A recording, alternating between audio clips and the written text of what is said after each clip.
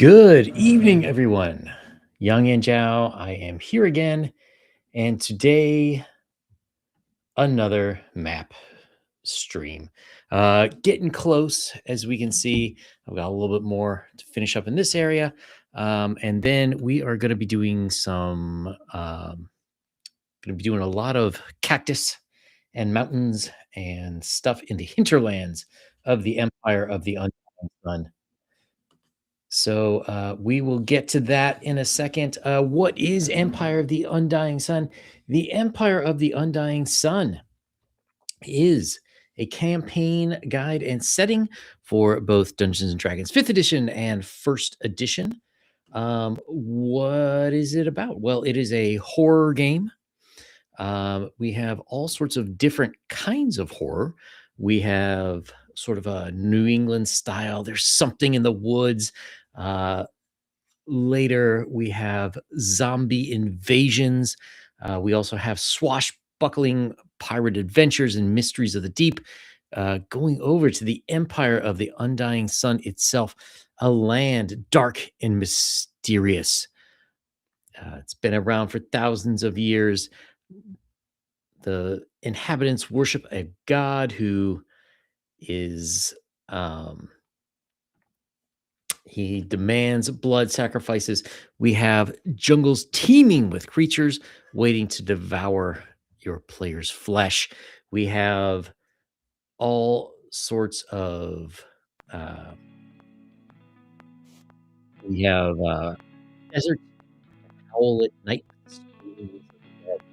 We have ancient ruins which may contain magical items of power or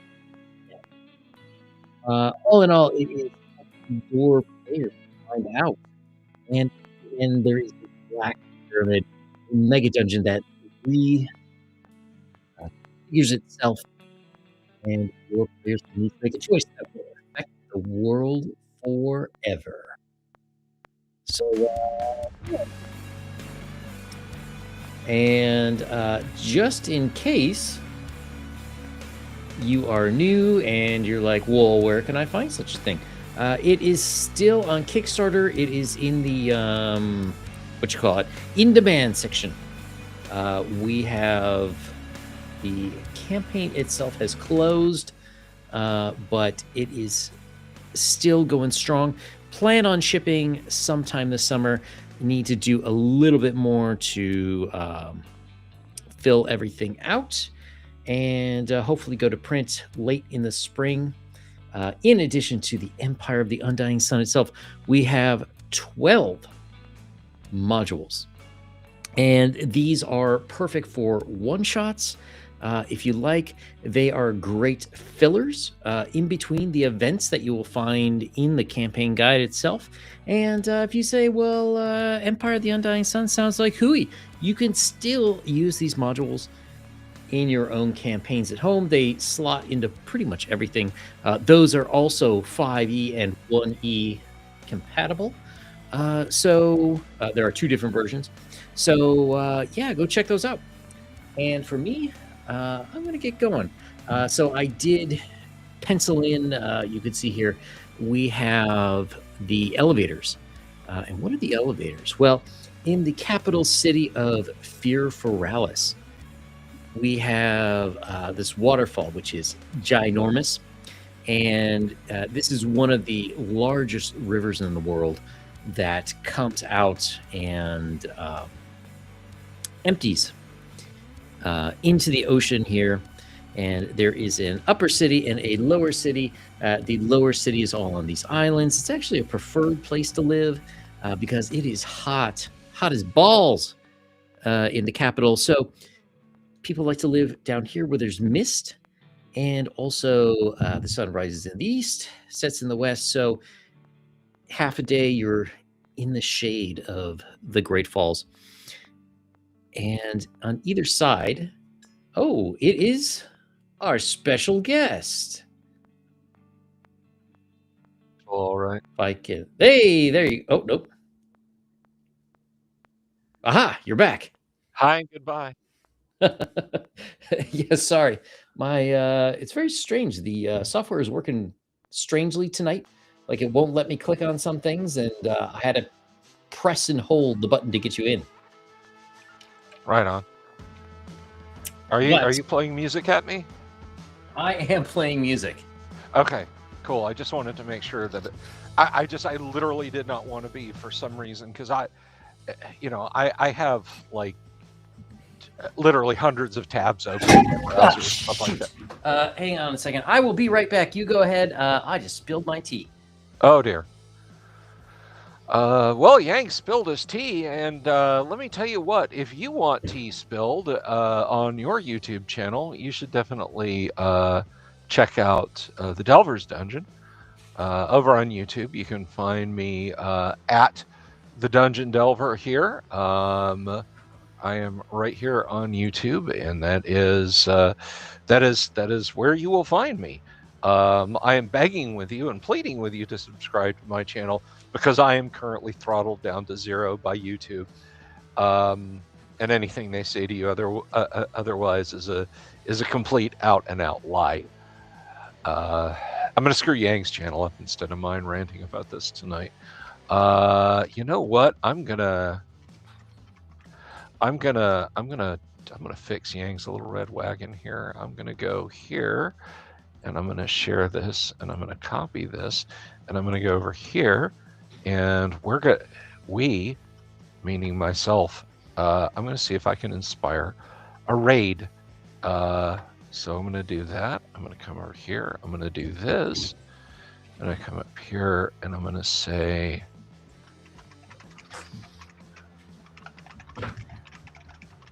right now, if you want to come find us. All right, so there's that, and let me go over here and do this too. I guess Yang is still mopping up. So I am kind of here. You're kind of there. Was anything damaged, sir? Was anything damaged? Well, I spilled 32 ounces of iced tea on a white rug.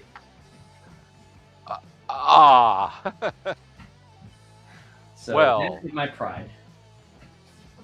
Oh my gosh. But it happens. All right, I got it mostly up here. Kind of. Just leave Dude. Well, I mean, it's a white rug. You can bleach it. You can oxy it out. Yeah, except it's a big rug. I don't think I can fit this in my washing machine. Well, no, you put the oxy down, and you make a mix, and you shop back it up.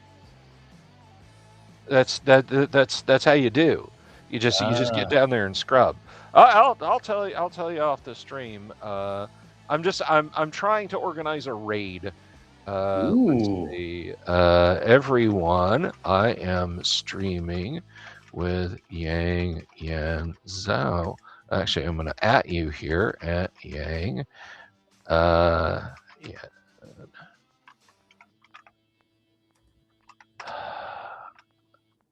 Come find us. There. So anyway, what were we talking? Were we talking about anything? Nothing. We were on for like 10 seconds, and I spilled my spilled my stuff. So you've been having an interesting day. Oh my God. So, I think let me pull open the stream tab here. Or actually, let me pull open the show right now. Anyway, so for Bob Jester, I see you over there, man. But anyway, so most everybody knows this, and I guess we'll just go ahead and memorialize it right here. By the way, congratulations on cresting 900. Oh, well, thank you. Yeah, it only it only took 7 years? Oh, yeah. Almost 7 years. But then see, you're a grown up, and you have much higher aspirations than being a YouTuber. Well, you know. But anyway, so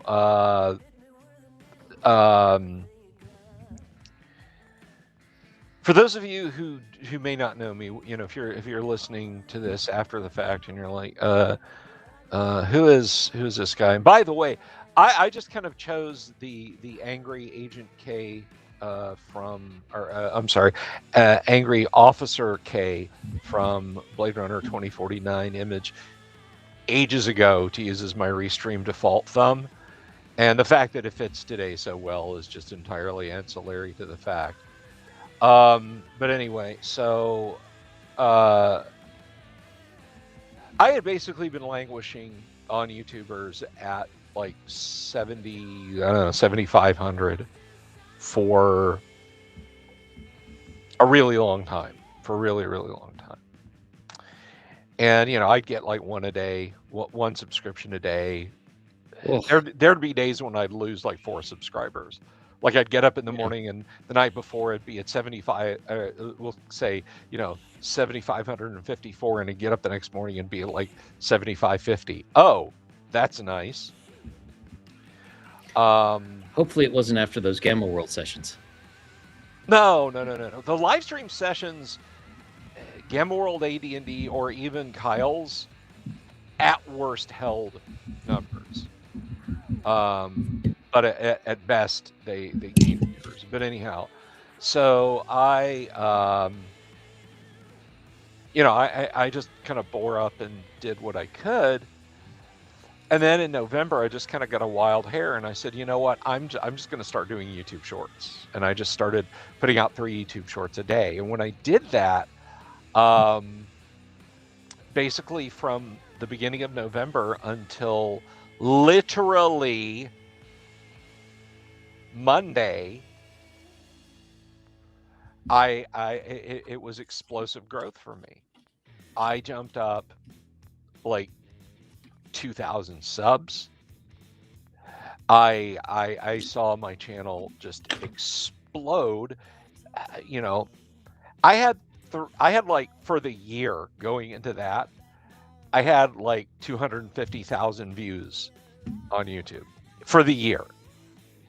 From then until the end of January, I got another 300,000 views. Not like I got to 300,000 views. I mean, now my views to the end of the year is 500,000. It was explosive, unprecedented growth for me. And I had people, you know, I was having fun interacting with people, and folks saying, "Oh, I never knew that," you know. "Oh, that's a great story. Oh, I can't believe you got this interview with Gary Gygax." And now, I found out today, one of my viewers, Flambeau, shout out to you, thank you, Flambeau. One of my viewers told me that the week I went to Page, I disappeared from his notifications feed, and I disappeared from his daily feed.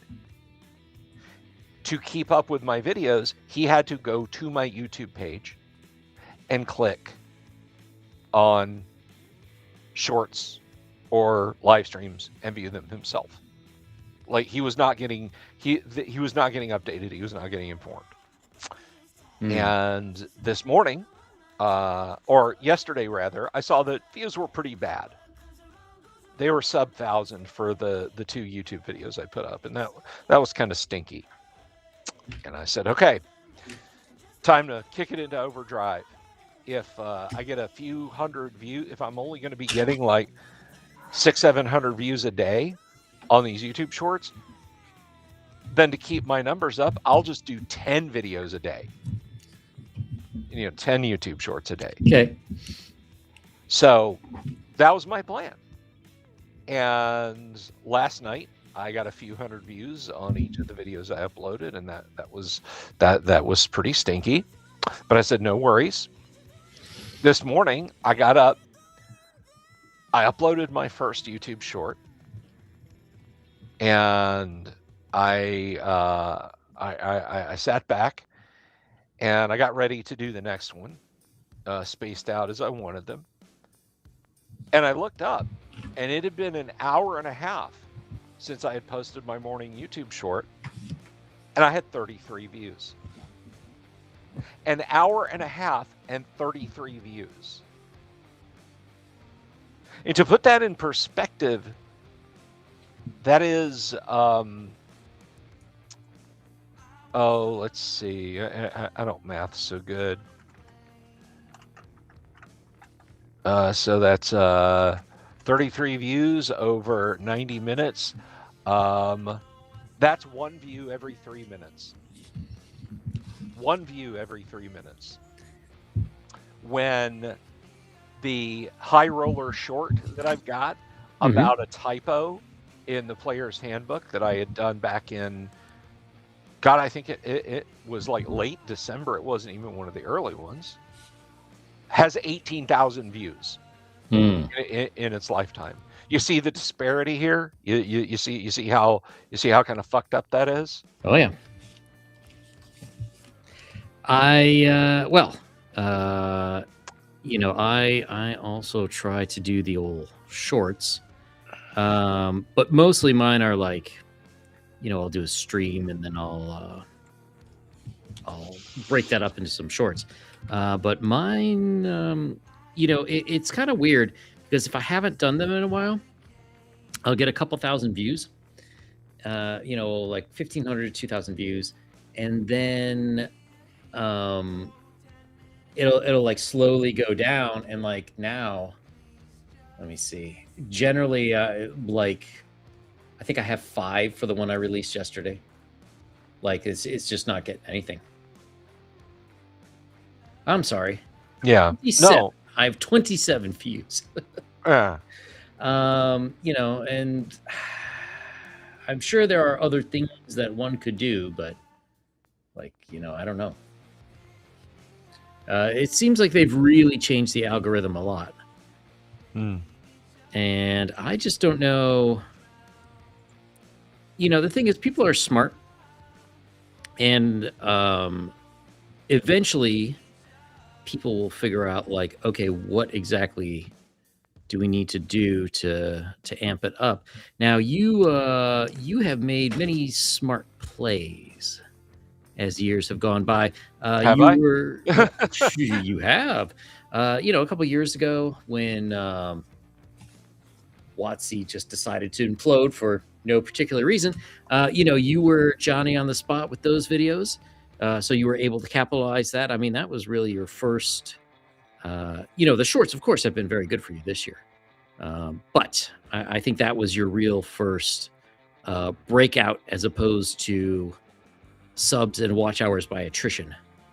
That was the one that really pumped you up, so to speak. And then you were able to get on the shorts trend. And your shorts were actually good. I think a lot of people just, do what I'm doing, is basically snip smaller pieces of other content you're making.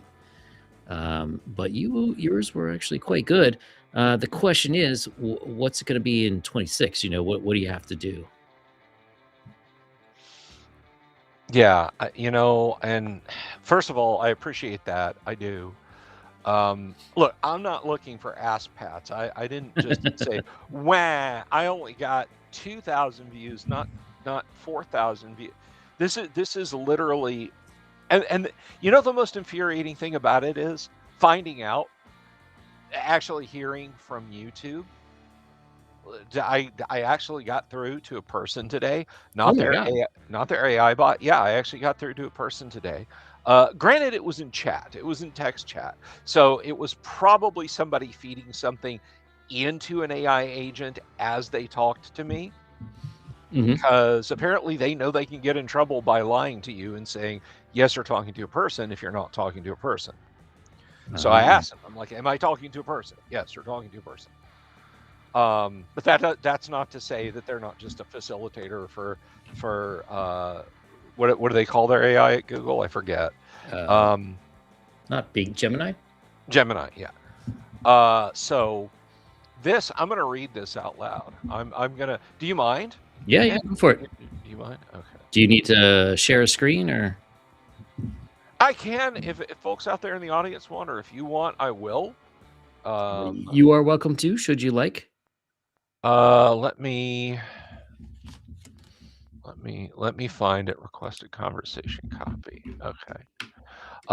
Look, everybody knows what my last name is, so I'm not going to get super fussed about. Here I'm going to do this instead of.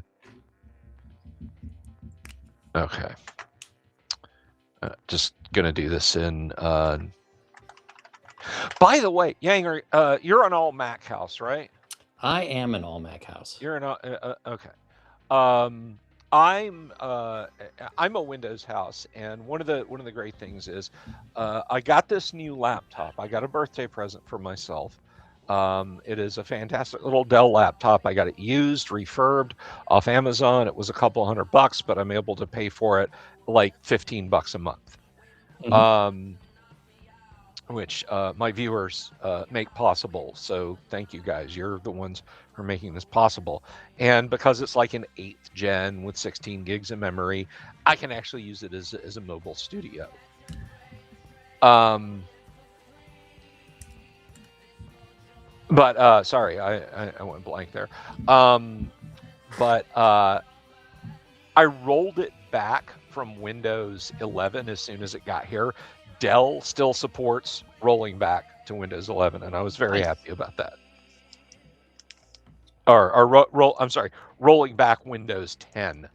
To Windows 10. To Windows 10 from Windows 11. Well, the instructions, like when you download the little plug that you kick off from Windows 11 to nuke Windows 11. Mm-hmm. It's like, yeah, the instructions are right here. Cool. The instructions are in an RTF file, which is, of course, openable in the Windows application WordPad, which is just a very light text processor. WordPad has been removed from Windows. Oh, God. Why? Who knows? All right. Let me share my document here, and I'll read this as we go. Do you want me to do this with my YouTube Shorts voice? Of course. All right. So let's see. All right, I just sent it to you. You just sent it to me. All right. Is this you? And what? Huh? It's not letting me click on things for some reason. Macintosh, man. I don't know. I might have too many windows open. I've probably got like 30 different windows open on this. All right, look, I'll just read this. This. Wait, okay. Here we go. Yeah. Right. I shut like 2 Google windows, and here we go. Okay. All right. So are we up? Are we ready to go? Yep. This is my conversation with YouTube today, everyone. This is what I've been through. Carla. Hi, my name is Carla. How are you doing today? Not good, Carla. So, are you a person or AI? Hello? I don't believe this. Is there anyone there? Hello? Carla. I'm sorry to hear about that. What seems to be the problem? I would like to know why my channel has been effectively muted, even to my subscribers. I'd like to know why, with the same regular content at the same time intervals, my videos have gone from thousands of views per day to hundreds to tens today. Do you mean that your videos are not getting enough views? Is that correct? Yeah, you could say that. It's not the views, it's even the visibility. It's people, subscribers, saying my videos aren't in their feeds or notifs anymore. Any videos, shorts, live, regular content. Thank you for confirming. Just to confirm, is this for your long-form videos or shorts? My shorts, and frankly, anything else I've done lately. I had a huge spike in November and December, and it is cratered now. That's not me changing content or upload schedule. Thanks for the information. Sure. Can you tell me when you noticed this issue?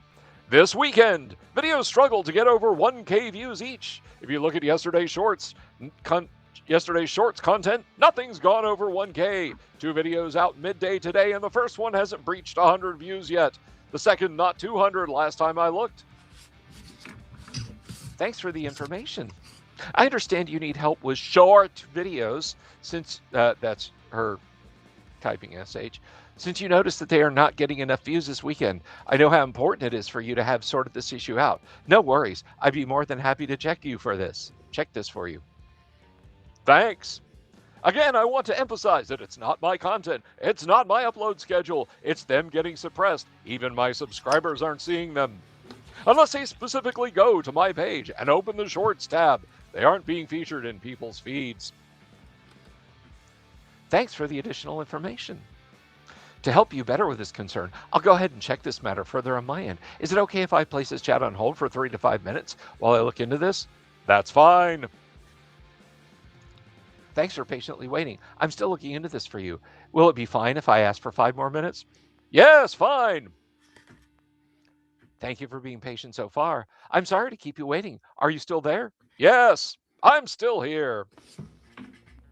Firstly, we want to clarify that the decline in shorts views is not something to be concerned about. The decline in views was a result of a video experiencing a sudden spike in viewership, and the following decline occurs once the majority of interested viewers have been exhausted. This performance pattern creates a perception of a concerning drastic decline, but in actuality, your viewership is not impacted. Carla, you had a lot of success around November 11th, 22nd and 23rd, 2025, December 8th to 12th, 18th, 22nd to 22nd, 2025, and January 1, 10 to 11, 15, 2026 dates, including this video. This typo changed the cleric class. This video brought in new viewers to your channel, and they returned to watch more content at a later date. Yes, I know. It was very encouraging to see that. Spikes in views can be common soon after upload. You may see this because your subscribers and returning viewers are likely to be initial audience of the new upload, kickstarting its performance on the platform. It's common for views to decline after the initial spike as the number reaches a steady state. YouTube is continuing to surface your videos in different places, such as search and suggested videos to wider audiences over time. Lie! That is a lie. Take a look at your videos growing your audience report and try identifying themes in content, audience appeal, and content packaging of the videos that did bring in returning viewers. You may want to consider making other videos on similar topics to build an audience that wants to return to watch more. I love how it comes off like a self-help letter. Yeah. It happens to a lot of men your age. You should relax and try not to focus so much on yourself, but bringing joy to your partner. Your YouTube partner. And yet I have been crushed today. You people control what people see when my viewers tell me your videos aren't anymore, even though your videos aren't in my feed anymore, even though I'm subscribed. That's not a me problem. What you're seeing is not a drop. Oh God, I can't even say that with a straight face. What you are seeing is not a drop in views. I'm going to share a picture with you here in a minute, Yang. Mm-hmm. It just so happened, that's her, not me. It just so happens that you had a video that caused dramatic spikes in impressions and views that made it look like your channel's performance dropped after these spikes. The views and impressions you're getting now are within the average that your channel had been getting before the spike. And then they send me these fucking stale URLs. Learn more about how to get to know and engage your audience via this Help Center article, New and Returning Viewer Tips. If you want your videos to get promoted to a bigger audience, please know that you don't have to be an expert in algorithms or analytics to be successful on YouTube. Instead, focus on knowing your audience. I can't do the YouTube Shorts voice anymore, Yang. It's okay. It absolutely is a drop in views. When less than 60 people see a video in an hour and a half, whereas as recently as the first of the month, 1,000 would, that's less people seeing it. I'm sorry to shout, but you saying less isn't less doesn't make it so. Well, you know, they've always been doing stuff like this because I've watched the shorts that I put out. And, you know, back well, like a year ago or so, I could get 3,500, 5,000 views on a short. Yeah. But one thing I noticed is, like, there would be a certain time when YouTube is pushing my shorts, and then it'll be That's what she like said. let's say let's say it's 9:50. Let's say I do it at 9 o'clock, right? And then it'll go to like 9:59, and maybe I'll have like 20 people a minute watch it. Come 10 o'clock, it drops down to 0. So there's always been something that they turn it off, and I don't know if it's like, well, this is a small channel, we don't want to push him too much, therefore we're gonna Well, turn it off, or what. US Eastern is their cluster. So like Mm. if your window is, and the best windows are noon to 3, by the way, that because Sometimes, yeah. people are at lunch, they're taking a break from work. 5 minutes of video is perfect. That much. Well, I say that, but now I don't have any. Things kind of got blown away today, but anyway, she said our recommendation system doesn't promote videos to your audience, but rather finds videos for your audience when they visit YouTube. That is what our system doesn't promote videos to your audience, but finds videos to recommend to your audience. Yeah. But I mean, videos are ranked based on their performance and relevance to your audience. Not all videos are eligible to be recommended. If the videos are made for my goddamn audience, then that's relevant to my audience, and you should recommend them to my audience. If someone is going out there and they're watching YouTube videos about D&D, and I make D&D YouTube videos, they just admitted that they should be promoting them. And then they turn around and say, but we're not going to promote them. And then I said, I can show you my own metrics to show I'm getting less views. Do you want to see them? Right now, Yep. I can snip graphs that show the drop off and show them to you. Do you have any idea how demoralizing this is? How frustrating this is? She vomits up 2 URLs. And I said, are you just going to paste FAQ links at me now? Is that the extent of it from here? And she said, I'm really sorry, but I checked your channel and there are no internal or technical issues. It is working just as intended. That makes it worse. I said, I'm trying to be patient. I'm trying to be calm. This is like waking up and no water, but a drip is coming out of my tap and being told by the water company, well, technically you still have water coming into your house. So, So the intent is to shut things off. Too bad for me. That seems to be the intent. Get me hopeful that my channel is finally going somewhere after years of stagnation, and then take that away is how it's intended to work. Cool. Gotcha. Thanks. Have a nice day. And then I ended the conversation. Because I'm really sorry, but I checked your channel and there are no internal or technical issues with it. It is just working as intended. Then your intent was to throttle my channel. The intent of how my channel is that my channel is going to be choked, and not in the fun way, and by these people. So that's what I dealt with today. Yeah, and unfortunately, this is the problem with being on somebody else's platform. Is that you're kind of stuck with whatever they come up with. Yeah. I mean, and it's like I've had, and let me address this to anyone who's listening, anyone who watches Post Ex Facto, anyone who's over on. Yeah, do you cross stream over to Twitter, Yang? We should be on Twitter. I don't know that anybody's watching. For a while, I haven't been able to see on Restream who's watching on Twitter. I don't know why it stopped doing that. See, that's I like StreamYard concatenates things, and that's kind of nice.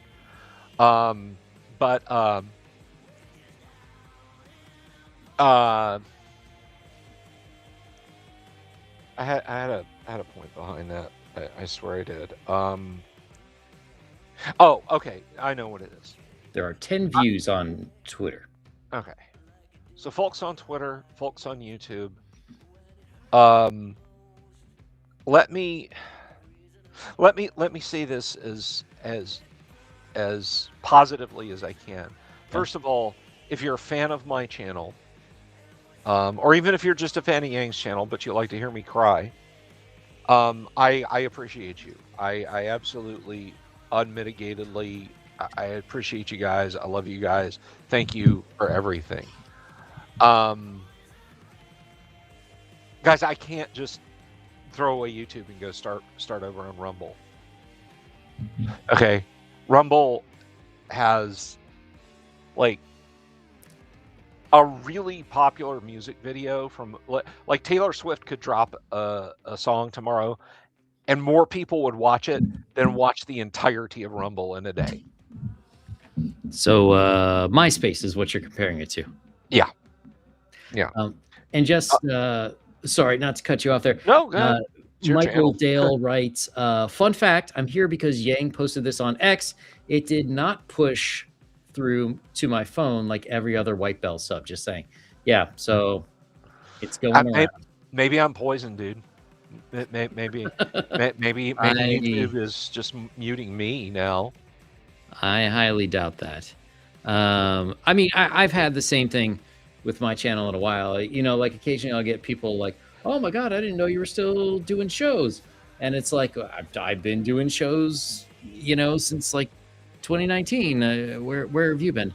And they just not get notifications. Maybe it's me. Maybe it's because you started having me on that Tuesday night D&D stream. Yeah, I don't know, man.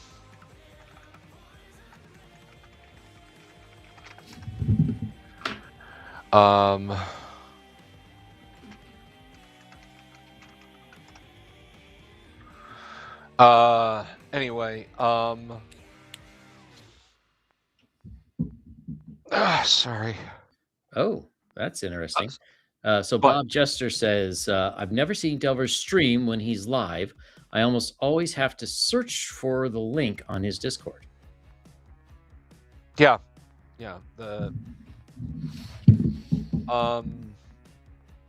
So anyway, to conclude my thought, friends, beloved friends out there on YouTube who are saying, go do, go be on what did I say it was? Rumble, you know, and then there's another one, Minds or something like that. You know, Minds. I'm like, guys, I love you, but you know, I'm sorry. I just get more people to a point on YouTube. I mean, I could dual stream to Rumble. The problem, did you know there's 3 dungeon delvers on Rumble? Doesn't surprise me. Yeah, I went over to, I was like, yeah, I'm going to do Rumble. And then there were 2 things. You have to have 5 followers before you can live stream. Well, I'm sure you could get that in a day. No, I mean, I could, but like I at the time, it was a long time ago. I told people, hey, come find me on, and like nobody did. There was one somebody was pushing hard, like, oh, you gotta go over here. You gotta be on the, and I was like, okay, all right, I'm gonna check this service out. Maybe Vimeo. Odyssey, I'm sorry? Odyssey? I think it was Odyssey. People are like, oh, you got to go to Odyssey. And I was like, okay. And Odyssey is like, yeah, no, we like out of the chute, we monetize you. And I was like, oh, this sounds so cool. We only take this percentage. Oh, that sounds so cool. And by the way, I want to apologize in advance if it is not Odyssey who does this. So anybody out there who's a big fan of Odyssey, if I misspeak, I apologize. You can come in. Don't come down on me hard on this. Just say, no, Bill, you're mistaken. And then I'm like, cool, how do I get paid? We use crypto. Fuck you. Yeah, well, you know, it's funny because I've been seeing ads for crypto on Rumble. Like, I think they've always had it. But they're advertising Rumble Wallet because I guess they want to pay you in whatever flavor of crypto. Well, I've said this before, and look. Okay, so here's the thing. You deal in crypto, you're only on crypto. So if crypto is the future, just give me your dollars. Fiat currency. Yes. give me your dollars. Just let me have your dollars. Oh, you don't want to do that. You want to keep your dollars. But I thought Bitcoin, I thought Dogecoin, I thought Litecoin, I thought yada yada. I thought that was the wave of the future, and my money is going to collapse tomorrow. Do you know what the people who will sell you crypto will accept in exchange for it, Yang? Dollars. The people who go on the History Channel and Discovery Channel and advertise to the oldsters still watching it, and they want to sell you gold. Do you know what they want in exchange for it? Dollars. I'd like to know why, if that's going to be worthless soon, why aren't you guys accepting like car tires or gasoline or pallets of MREs? Why don't you accept that? Isn't that more useful? Isn't that more worth it? You just spent 35 seconds or longer telling me why my money is going to be useless in the future, that there's a coming economic crash, and yet that seems to be all you want. Huh. So Yeah, I agree. That is the nice thing. If you do buy gold, at least people actually want that, and it's got use. Even if it's not like financial use, people still need it for medical applications, for teeth. People want it for jewelry. Yeah. It's kind of I just think it's funny that when people start pitching alternative currencies, that if you flip the script on them and say, cool, let me just have your dollars since you've got a Bitcoin wallet, or since you my favorites are the ones where you can, there are still companies that do this, and there's still people that fall for this, paper gold companies. Yes. Yeah, your gold is safe. We're sending you a bond. Oh my God, dude. And that's the worst thing is I've always wondered about these big time gold investors. Like, where are you keeping your gold? Because I've had some discussions with people about this. Like, okay, maybe I could get like a Swiss bank and put a bunch of gold in there, but how do I know the Swiss are going to keep it for me? Yeah. And or I could have it shipped to my house, which I'm sure no UPS driver, would ever report to sketchy friends. Yeah.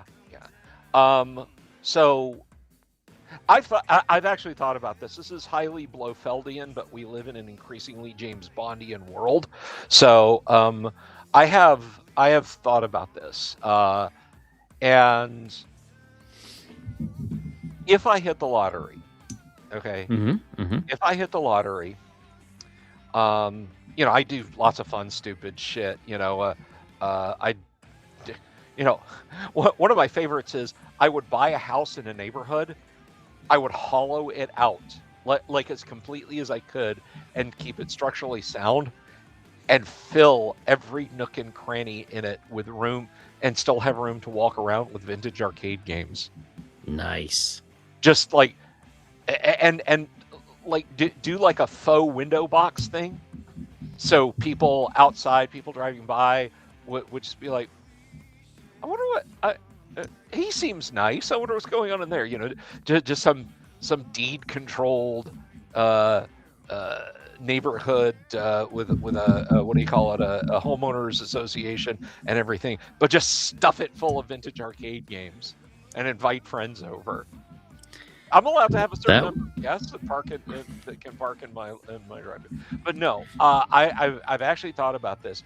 Buy bullion or gold coins. Take it to a piece of property I bought by myself. dig a post hole, mix the coins and bullion with cement, with concrete, pour it in the hole, put a post on top of it. Okay, but how are you going to get those coins out? If the situation is bad enough that I need those coins, in addition to being a millionaire, I will take the time to go there, find the post, dig it up, and then just spend a day with a 5-pound sledgehammer breaking the concrete open to get the coins out. If things have gone south bad enough that I need that, then I will take the time to do it. Does that make sense? Yeah, And I'm not talking about like all of my money. I'm not talking, oh, I hit the lottery for $500 million. Well, I want $500 million in gold coin. No, I mean, that's dumb. I'm talking about like, you know, $100,000 worth or whatever the equivalent of $100,000 worth. Just like, okay, things have gone so bad that I need physical gold. You know, the missiles have flown, the banks have collapsed, which is, would have the same effect on society as the missiles flying. And I need physical money. I need physical money. I'm going to my little bolt hole, and I'm going to spend an afternoon with a pickaxe and a shovel, and I'm gonna get my I'm gonna get my loot out of the ground. And if the world doesn't come to an end and I pass away, I will absolutely positively gather my heirs around me and say, the gold is in the even if I've got like 10, 20 or 30 minutes left, I'll lie there and pretend to be dead for that last 20 or 30 minutes. Bill, I think you're missing a big opportunity here. And that is to buy some property in Arizona where there used to be mining, hide your gold in one of the abandoned mines. Oh, and I like that. when you pass, send out some maps. Oh, I like that idea a lot. You know, actually. and you could fill it with traps. I'm sure you could find hillbillies willing to be goblins. You know. Yeah. Yeah. I like it. I like where you're going with this. So the gold is in the thing. I got it. That actually happened to my mom. Oh, yeah? So there was a man who knew my maternal grandfather. He would stop by my. He panned for gold in the backwoods of Alabama and Tennessee. Oh. And my mom remembers he would come by sometimes and pull out jars of gold dust and jars of gold nuggets and pass them around for everyone to see. And he would sometimes tell my mom's dad, I need to keep this here. I got people after me for money. Can I keep this here? And he'd say, yeah, you know. And he'd say, I'm not going to tell you where I'm going to put it, but you'll see me on your land again. And they had a good chunk of land. And he understood. He said, okay, I don't want any trouble with it. He's, you know, ain't going to be any trouble. So he would apparently do this. And when my mom was a young adult, when she was, I guess, shortly after she married my dad, the family, my mom's family got a hold of her in town and said, hey, this guy's name is here. He's very sickly and he needs to talk to you. He said he asked for you specifically. And he said he had something to tell you and he would only tell you. can you come out here? And she had to wait for my daddy to get home from work, and they went out there to the family property, and he'd already passed away. He'd gone home and Oh. and she told me this was when I was in my 40s. She said, I absolutely believe he was about to tell me where there was some gold buried on my family's property. Because he, as she grew up, he apparently really liked her. Like, just was, he was team Martha, and very much happy that she had gotten married and so on. This was before either my sister or I was born. But yeah, she was she was on her way out to Hoax Bluff, Alabama, and there you go, treasure hunters, go dig up Hoax Bluff, Alabama, looking for a mason jar full of gold dust or gold nuggets. So, you don't happen to still have access to that property, do you? I do not, because my my family for the longest time split the property tax a few different ways. And my on my mother's side, her sisters kept talking about, well, we got to get we got to keep up the property, and we got to go out there and rebuild the house. And in her 50s and 60s, my mom was like, Bill, I'm not moving back to Alabama and living on that land. I don't. And I was like, you really either sign a quit claim or just walk away from it and just tell them it's their problem. And if the taxes lapse on it and it gets repossessed by the state, so what?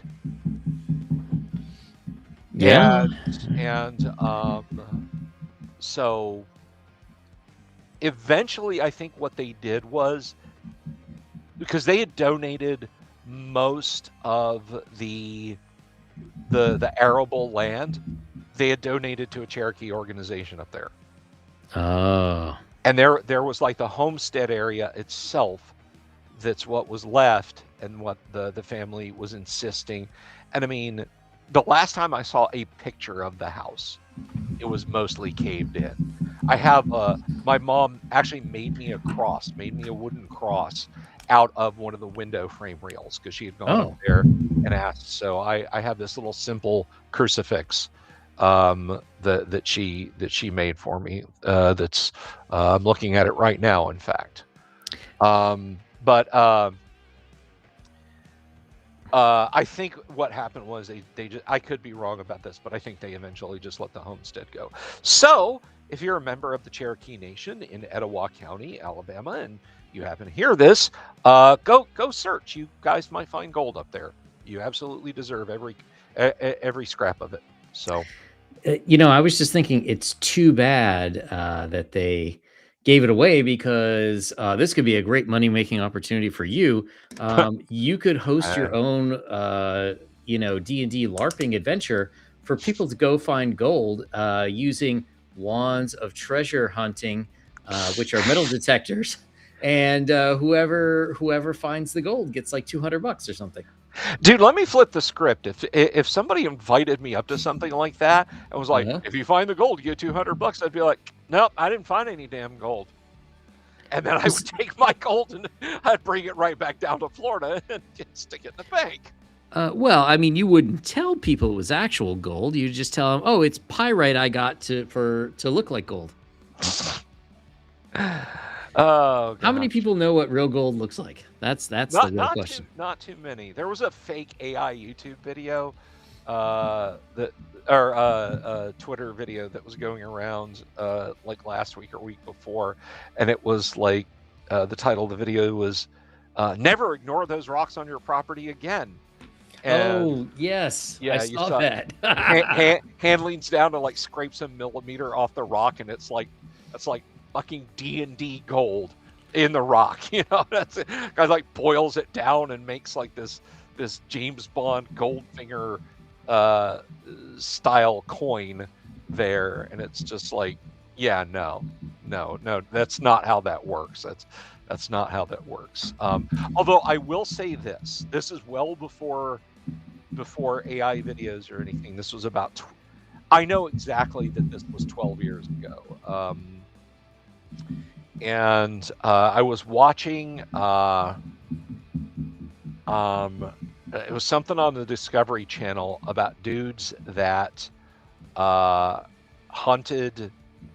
They were prospectors, and they went to Greenland. Yes, it's been in the news. Yeah.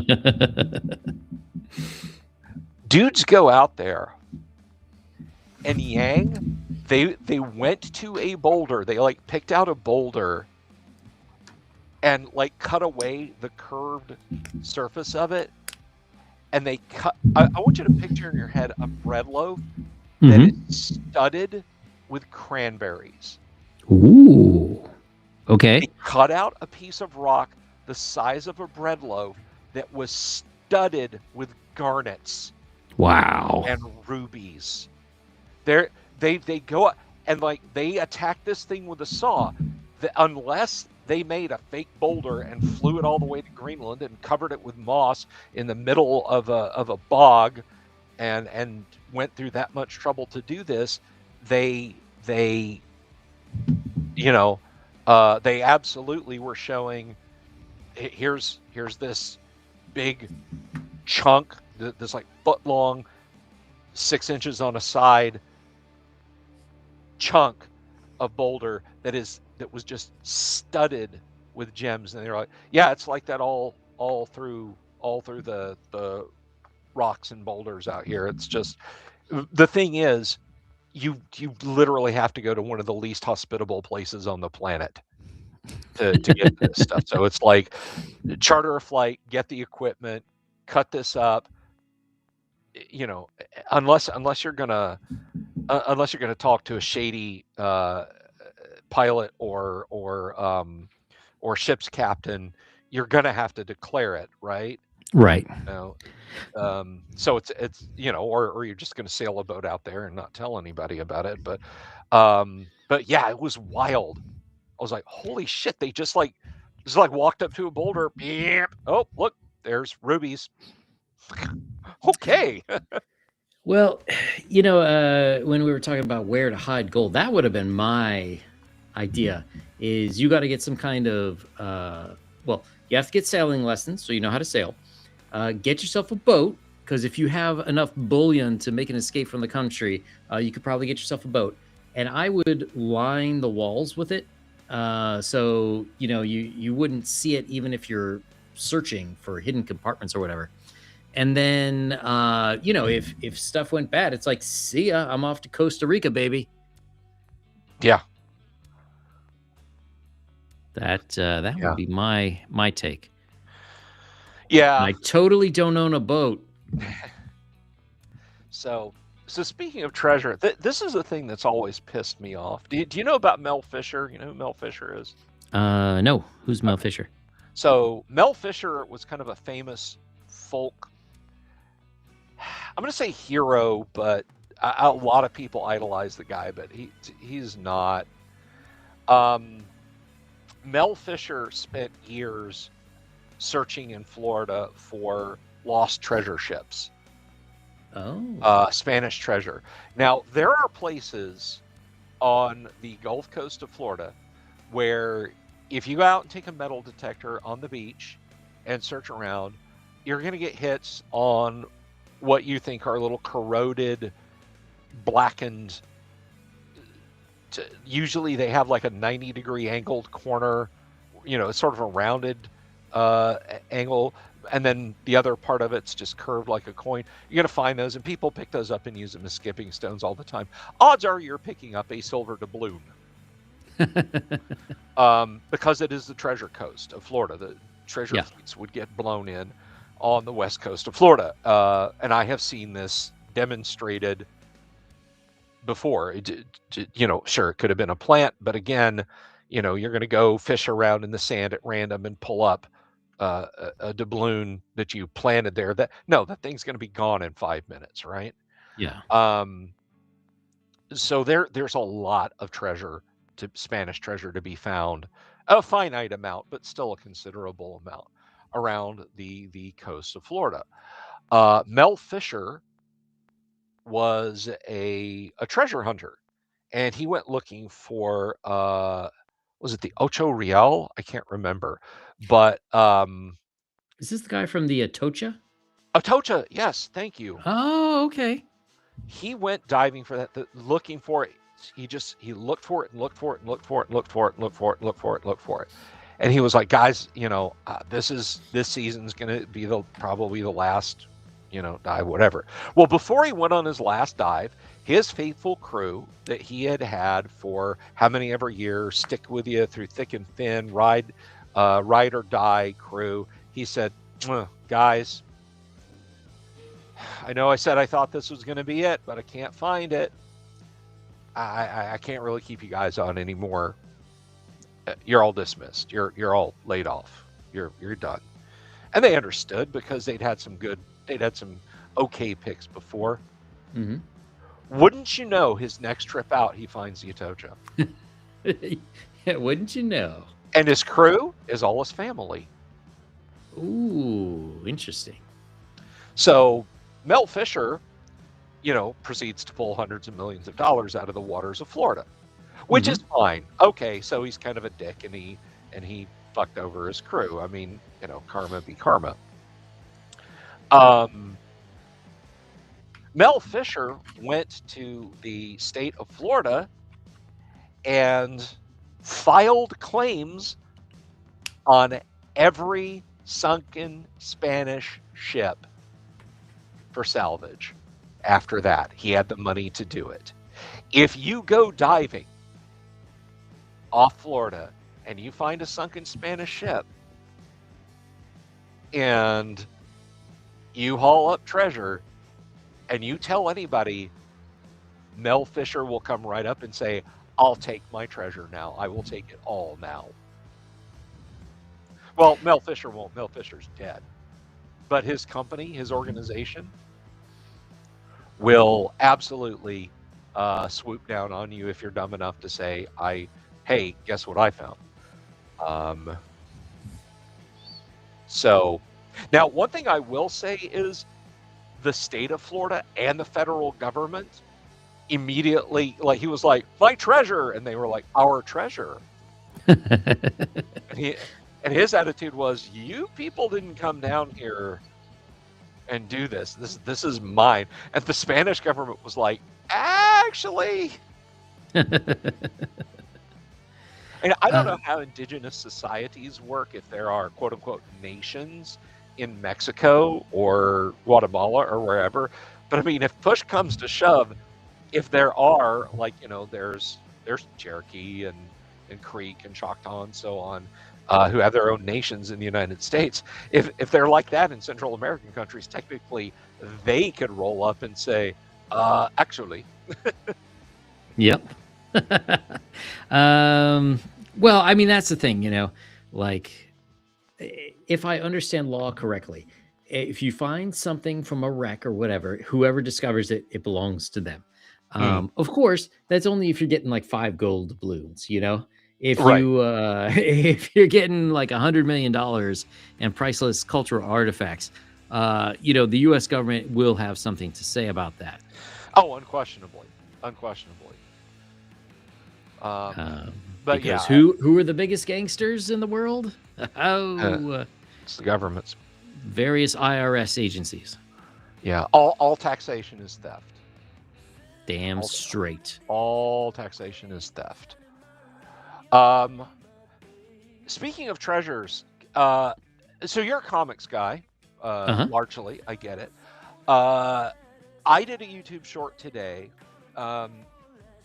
So one of my obsessions, one of my little autisterific obsessions about D&D is getting to know, or at least know about, artists who are not Errol Otis, Dave Trampier, Dave Sutherland, Jeff D, David S. LaForce. They're all awesome people. Mm-hmm. But I mean, you can't swing a cat without hitting art by one of those guys. And that's great. That's wonderful. But when I was a kid, I didn't know about Tracy Lesh and Greg Bell and Keenan Powell. And, oh, we blacked out. We back? Okay. Oh, yeah. Here. Sorry. I hit the camera. So Yang, as a comics fan, do you know who Gary Kwapis is? Gary Kwapis doesn't ring a bell. Okay, I'm gonna put some of Gary's art up on the screen here.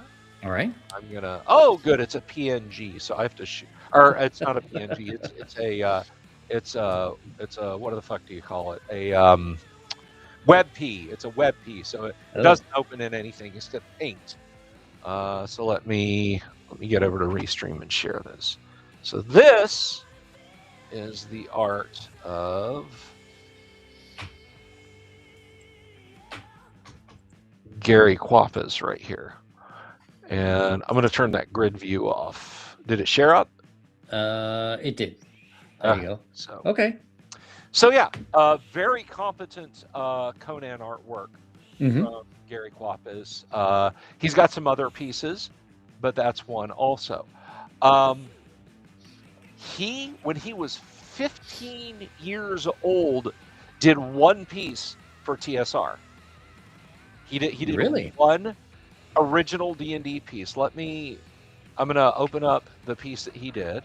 All right.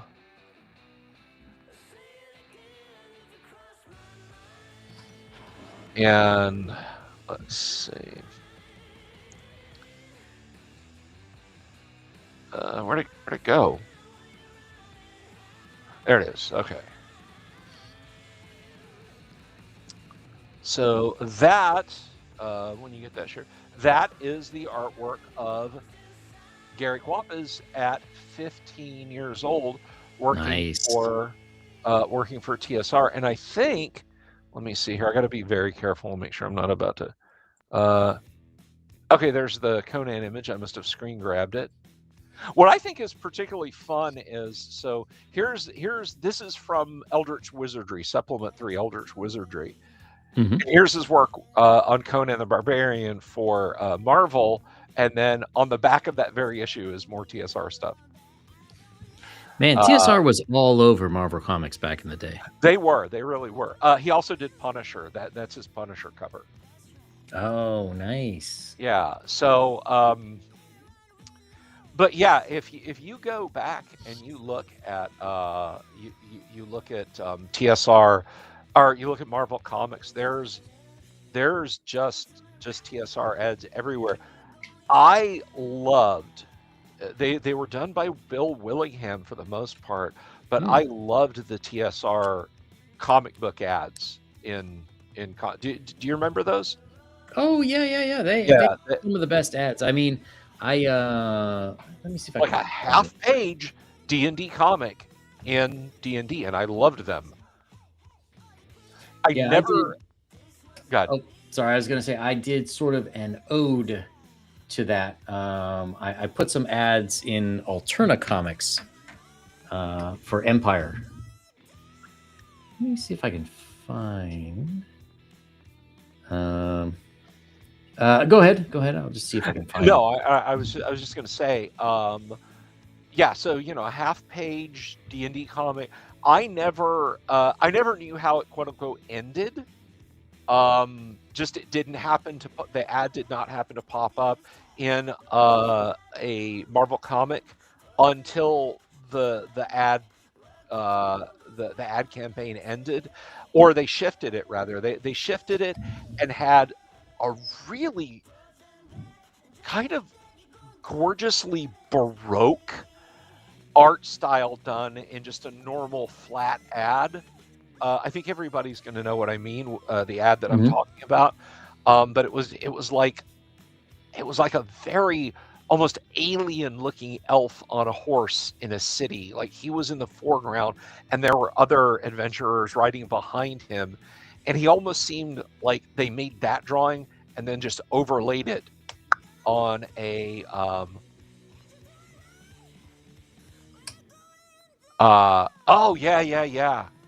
Yeah, I remember that. I remember you showing me that ad now. Yeah. But yeah, they did this. You know what? Let me say as 1980s.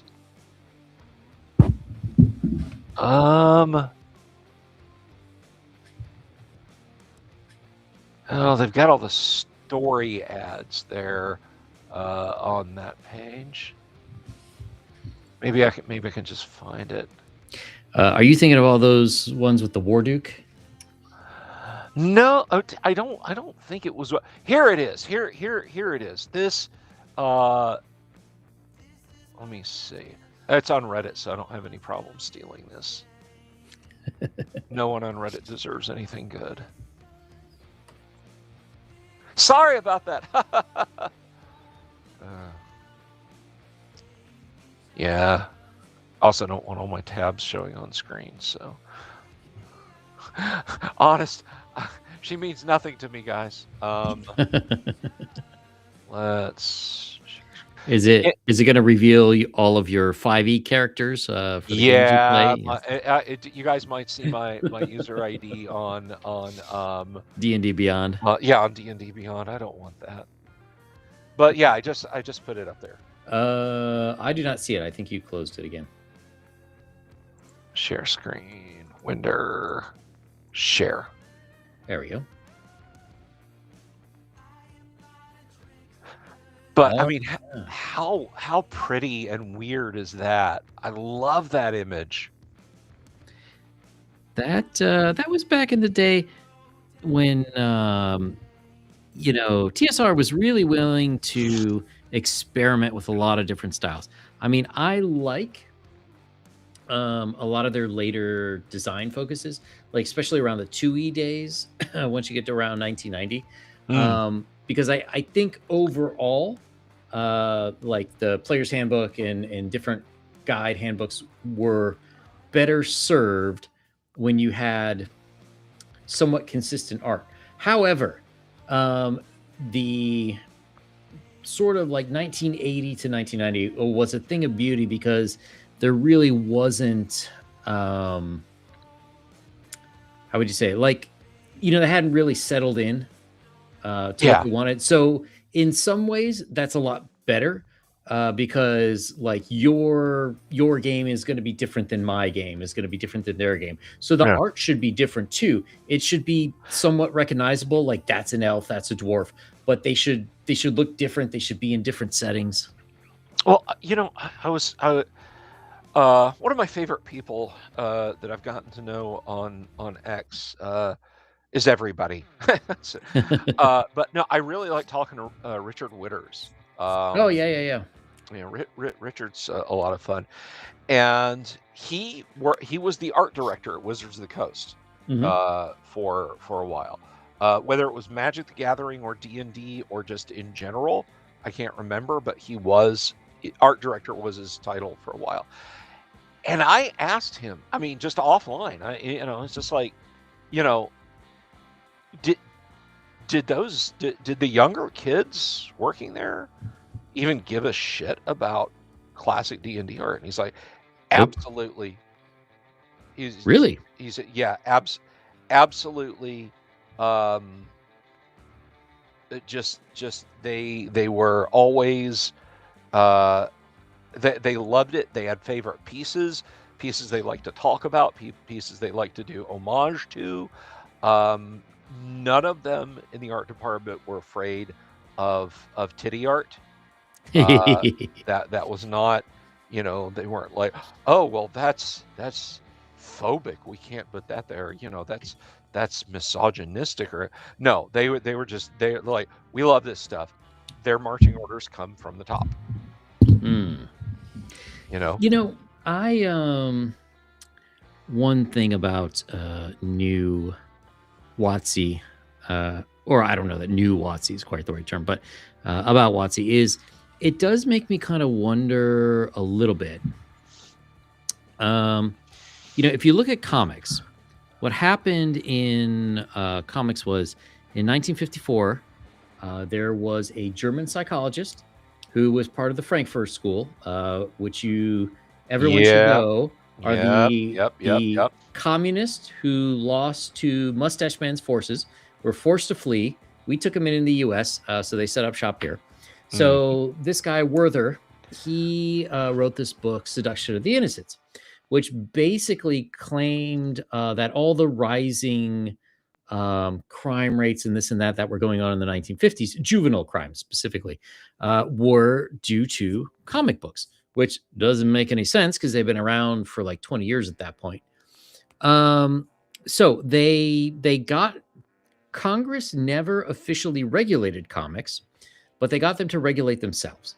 And they came up with what was called the Comic Code Authority. And there were like a bunch of things, like you couldn't talk about drugs, you couldn't have murder, you couldn't have like grotesque things, because horror comics were very popular at that time.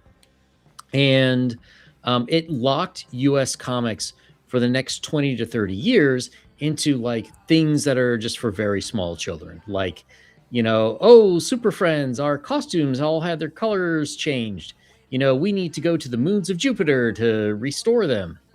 Yeah. Yeah. Superman. This is an actual line from a Superman comic. I'll clean up this sticky molasses spill with my steel strong hair. Yeah, exactly. So, in a lot of ways, that really tanked the US comic market, because in the 1950s, what you had were soldiers, especially who went to World War II, who grew up with comics, and they were aging into what would have been like adult comics. And there was stuff for them. But when the Comics Code Authority happened, it knocked all that out. And then basically you would age out of comics somewhere between 10 and 13, I would say. So I am kind of wondering if 2024 D&D and all this, we can't kill a character or this or that, it makes me wonder if that is kind of what's happening to tabletop role-playing games. And like even on the Warhammer side, female custodies and stuff like this, it like, speaking of titty art, all of that stuff, even though of course a lot of it was teenagers playing D&D and other tabletop games back in the 70s and 80s, there was more mature stuff that you could do. And I understand wanting to have some projects that products that focus on younger kids, like, so you can get them into what would be like a traditional D&D type of level at 13, and then maybe you would level up to like a Dark Sun module or something after that. But it does make me wonder, is what happened to comics going to happen to at least American tabletop gaming? I think it already has. Honestly, I think. But the thing is we've. So I'm gonna go on a little bit of a razor fist rant here, because and I'm gonna do something that I never do, and I'm gonna talk about politics. The censorious push has always come from the left side of the aisle. It has always come from the left side of the aisle. The PMRC. Do you know about the PMRC, Yang? Refresh my memory. Sounds familiar. Parents Music Resource Center.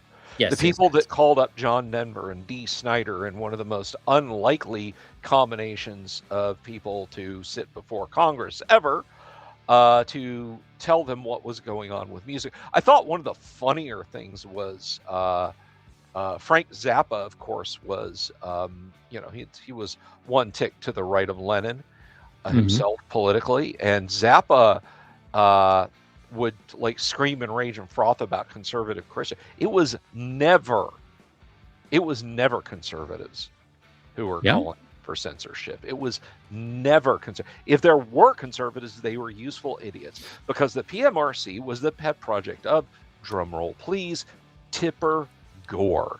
Yes. Tipper Gore. Tipper Gore. And who is Tipper Gore? Well, other than having an exceptionally silly name, the wife of Al Gore. Hey, did you know all the polar ice caps melted 15 years ago? Yes, they did. Tipper, that was her pet project, and Al supported it. The moral busybodies, the Pearl Club, listen to the structure of what they say, if not the words. The people who look at D&D and say that's sexist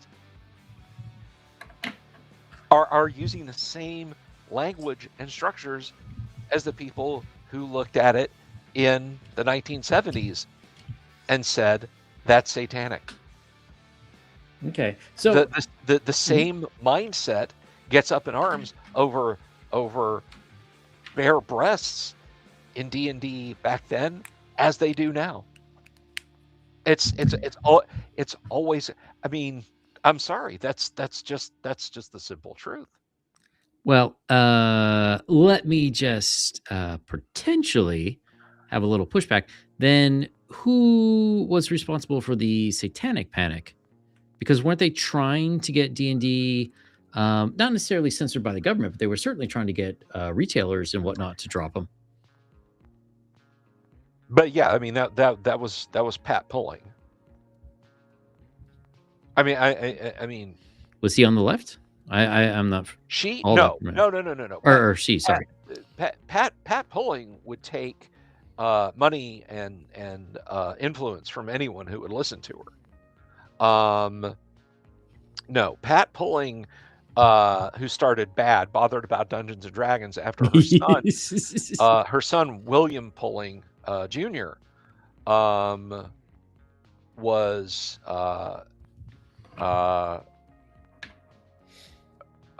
suffering from extreme depression. He was suffering from extremely deep, untreated anxiety.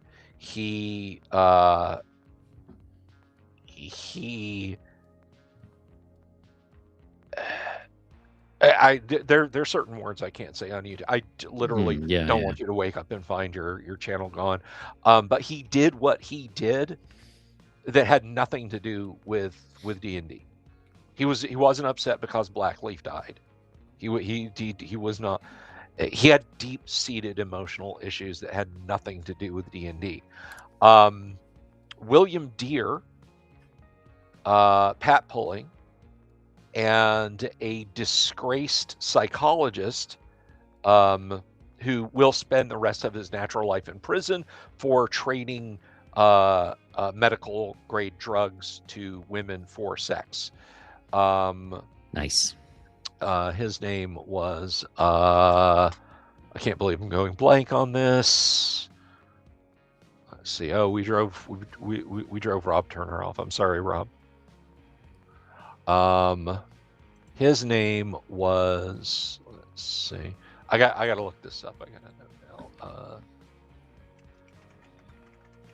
Spoke out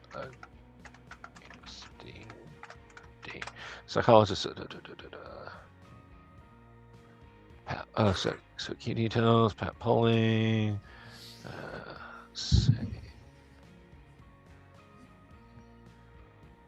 I can't. I can't find this. Somebody out there in the audience land's gonna have to look the guy up. But no, he came out and was what was, saying, oh, it's harmful and it's hurtful and everything like that. And what happened to him was, again, he lost his license first, and then he ended up going to prison, life sentence in prison. Pulling, this has nothing to do with D&D. I don't want anyone to be dead. There's a very narrow channel of people that I want to be to no longer be alive. So me mentioning Pat Pulling's dead now has not. I'm not cheering that on. I'm not happy that happened. But Pat Pulling's gone. William Deere is discredited, and the psychologist is discredited and in prison for the rest of his life. So I don't think there's going to be any organized push to go after D&D from a major. You tell people now, hey, D&D is satanic, and they're just going to laugh at you. Yeah. You know, they're going to be the thing I take my kids to when the Cub Scout game gets rained out. You know, the thing we went to that really not great movie that had Chris Pine in it. That thing is the devil. I don't know. I was okay with that movie. I mean, I'm not saying it was great. Oh, but, no. I'm just saying that the modern popular perception. You know, I just don't think people are looking at it from a standpoint anymore of it's satanic. I think the attack comes now from, like you say, the kidification. Yeah. And again, you go all the way back to 2E is where it started. Look, I'm sorry, 2E fans. I'm sorry. The Ballardization started with you guys. We fought. You know, we fought to keep our D&D gritty and grungy, and the boilerplate statement about, it's where the black magic is that I like to make. We took care of that, and it was left untended when 2E rolled around. And so TSR under Lorraine Williams, under Brian and Kevin Bloom, they said, okay, no more half-orcs, no more assassins, I can't mention alcohol, drugs, tobacco use, no evil alignments, evil can never win, everybody has to dress like a Mennonite adventurer. That all that stuff started in 2E, and that began because the Blooms were cowards. Lorraine Williams was a coward, and they were afraid of people coming in and saying, "Oh my gosh, the side of a breast," I would say, oh my gosh, the side of a breast. Why didn't you do a 3/4 view? Yeah, why not the front with nipple? What the hell is a basitute? Yeah, exactly, Bob. What the hell is a basitute? Well, demons and devils wouldn't call themselves demons. Get out of here with that excuse. Oh my God. Anyway, that's funny. When I talk with my artists, I tell them titties. Sorry. I tell them nothing pornographic, but you're welcome to have erotic. Anything Frank Frazetta did, you can do. That's my line to them. I have some Frazetta books. You might want to roll your slow your roll there, Yang. I do too. I'm okay with it. I got. I know I told you I got the Tashin Frazetta book, right? Yeah. That thing that I have to put cotton gloves on to read. Yeah, I have one I bought a few years ago, and it cost a pretty penny. If you ever have Sarah Frazetta on, ask her why they're not printing more. I have asked her to be. I have private messaged her. I have tagged her on the show, and the times she has liked, not responded, liked comments of mine, they've been about like Florida. Just like, like she'll make a comment like, "Ooh, bundle up your pets today. It's going to be cold." And I'm like, "Hey, that's Florida weather for you, right?" At Sarah Frazetta, heart. Hey, at Sarah Frazetta, I would love to have you on the live stream sometimes.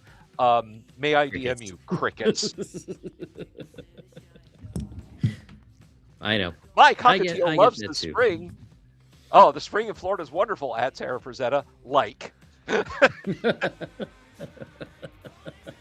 Hey, what did your dad think of Dungeons and Dragons? Crickets.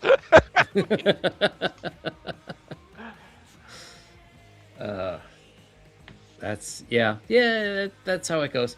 There's a few people like that. I've been trying to get on the channel for a while, and it's like the same thing. Not Sarah specifically, but yeah, I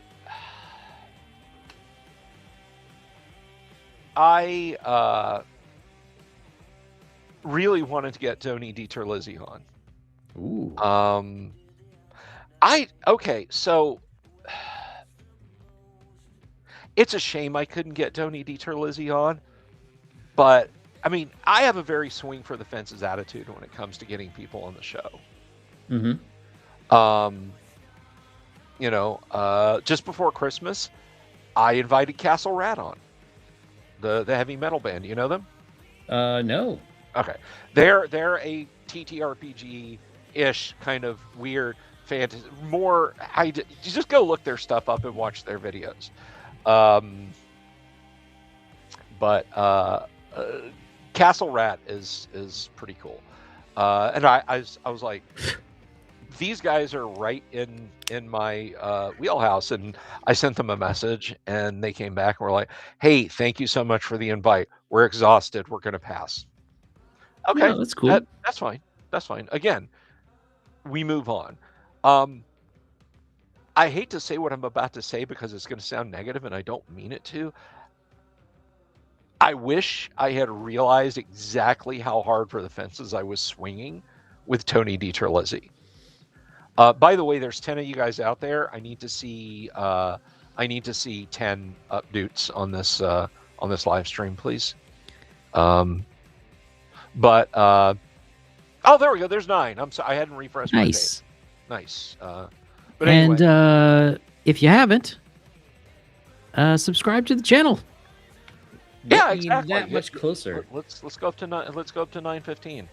So Yank will be doing slowly, something. Yank can slowly build stuff up. Are you going to do an in real life convention? Not for when I hit 10,000. Yeah. But no. So I was like, yeah, it'd be great to have DiTerlizzi on, and I knew he was a D&D artist. I knew there was a miniature line that Dark Sword did. I knew he had co-written the Spiderweb. I definitely shot for the moon there. That I would say that was approaching a Gygax tier get if I could have gotten Tony DiTerlizzi in terms of how many projects he's at. Like there's stuff that I've seen on TV that I didn't realize he had. I don't mean he had something to do with like he drew something and somebody said, hey, let's make that into that, like, producer Tony DiTerlizzi.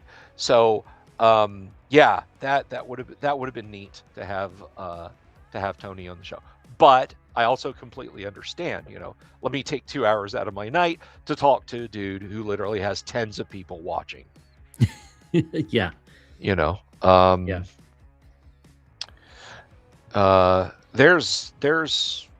It's, but I tell people, regardless of what you're doing, do ask. There's a couple of TSR artists, like capital F famous, you would know these people, that I reached out to, and they were like, yeah, no, I don't want to do that. Thank you very much. One of whom said, and this is true, like I've confirmed that I didn't like go asking, is this true? It just came up in discussion, and the people I talked to confirmed it. They're like, yes, very much so. But one of them was like, I would love to do that. I'm horribly camera shy. Please, I can't do that. And I was like, oh, well, no, we can we can pre-record it, just you and I. And he's like, yeah, no, but there'd be a camera on me, and I can't. And that came up in discussion with someone. They're like, yeah, it's getting him for this documentary over here was next to impossible. It's like, we got the longest recording of him that anybody has, like, ever. and it was like a couple of minutes. So I was like, oh, okay, well, but I don't take anyone's refusal like personally, right? Yeah, You know, yeah. they can make it personal. Like, not only no, but I'm going to tell people not to watch your show because it's horrible and I don't like you. And how dare you ask me? But nobody's ever done that yet. Yeah, so far. Yeah, so The far. year is young. No, I've there's someone who I'm sure the audience would know that I've been trying to get, but Did he warn you not to ask about CP? I'm sorry. what? Ask about Sleepy. What? Ask about cheese popcorn. I don't know what that's a reference to. The letter C and the letter P. Oh God, no. No. That wasn't it. It just That's a joke between Yang and I, everybody. No, it's just like usually I'll try to hit somebody up if I know that they're going to be promoting something soon, because Yeah. that's the time. And like I got a reply from this person's assistant, like, hey, they would love to, but they're not going to be releasing the project for a couple of months, so let's do it then. And I was like, all right, followed up. Crickets. So Yeah. I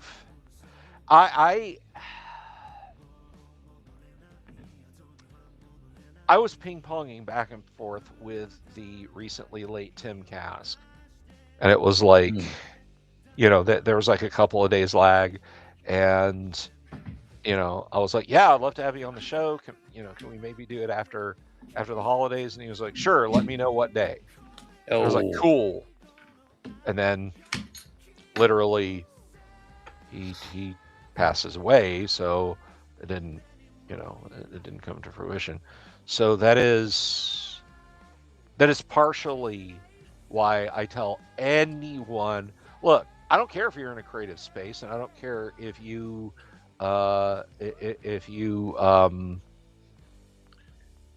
if you're just going to be at a con, if you're like, this person might be fun to talk to, go talk to them. Yep. I joke about I cyber stalked Tracy Lesh into being my friend, but it's you know what? We, particularly in TTRPG hobbies, like, okay, so Marvel started blowing up in the 1950s, right? Mm-hmm. Same with DC. I mean, the icons were already there. Batman, right. Superman, Spider-Man, and so on were already there. But what we would recognize as, this is a storyline. Fun fact, kids, Superman could not fly originally. He leaped. So what we would recognize as quote-unquote modern superheroes started hitting in the 50s and 60s. Mm-hmm. We'll say, for convenience sake, 1960. We'll just draw that delineation there because that gets most of the classic Marvels in around that time frame. So fast forward 50 years, 1960, 70, 80, 90, 2000, 2010, 50 years. Mm-hmm.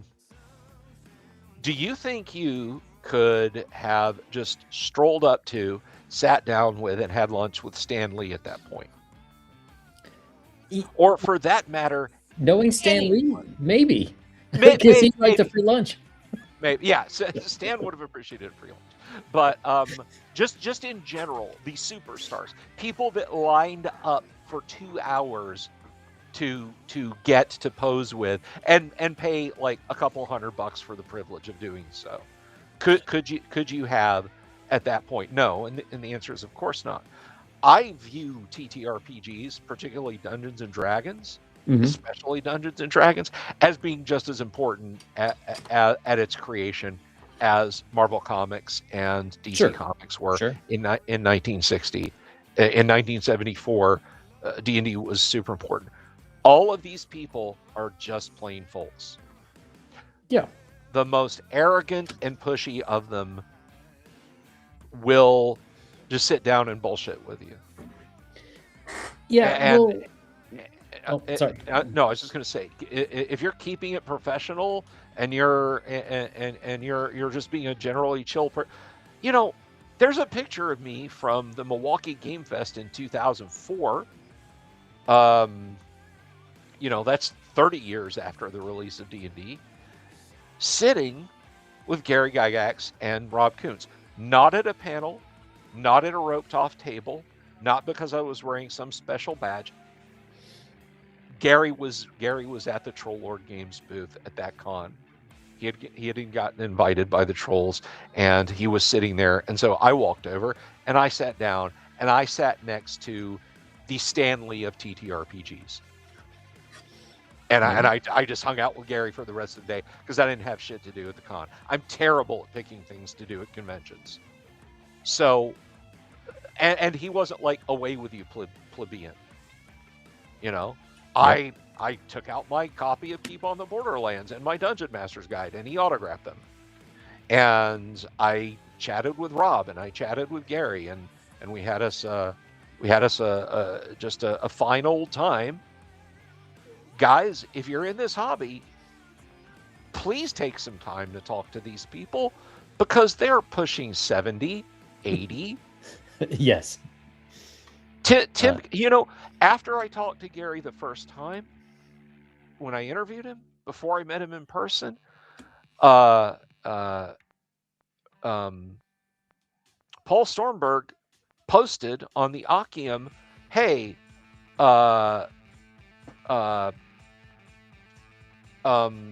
David C. Sutherland, the guy that did the cover art for the Dungeon Master's Guide and Monster Manual, said he is sick, he is not feeling well, but he is glad to know that there's fans that still like his stuff. Please reach out to him. He told me I could share his phone number. And I said, that's cool. I'm going to call Dave. I'll call him in a couple of days. Dave Sutherland passed away. I was going to talk to Jim Rosloff. Jim Rosloff passed away. I didn't follow up with him. Guys, who's Gene Raby passed away just last week. We are losing the creators of the hobby that we love. We're losing the people who created the ideas of go into dungeon, remove treasure. Yeah, I always kick myself. I was planning on asking Jim Ward onto the channel. And Jim would have done it. And I think, man, that must have been right around the time when we started playing, I think. Or I started playing in your Gamma World game.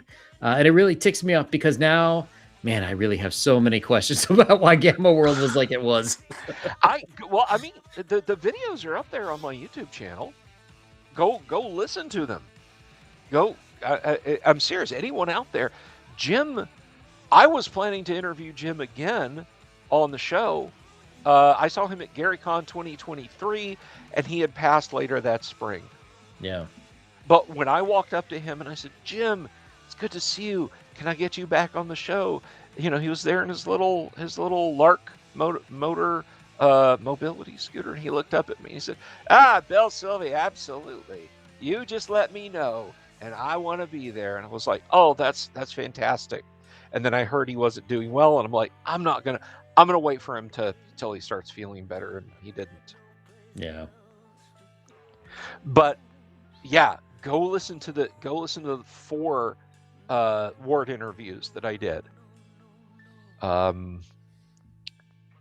Because there's a lot of Gamma World talk in there, Yang. There's a lot of Gamma World talk in there.